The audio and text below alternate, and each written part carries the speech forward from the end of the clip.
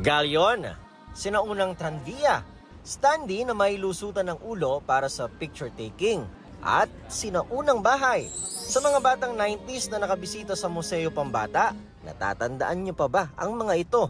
Kung oo, ay mag-asawa ka na raw.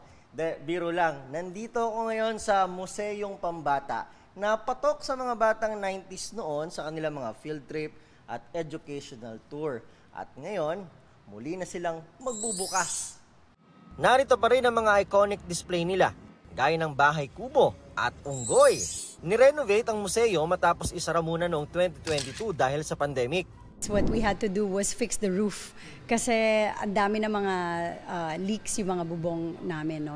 We painted the walls, we made everything brighter, meron kaming bagong ilaw. Kung may mga mainstay, meron din mga bagong artwork at display na karamihay mga bata ang gumawa. Tulad ni Jayden, nakasama ang mga kaibigan nakatira sa Quirino Grandstand ay libreng nakapapasok noon ng museo.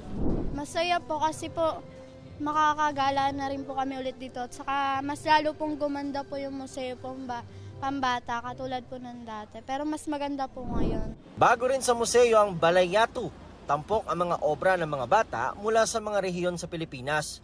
Sa December 6 ang reopening ng museo. 450 pesos ang entrance at bukas ito mula Biyernes hanggang Linggo.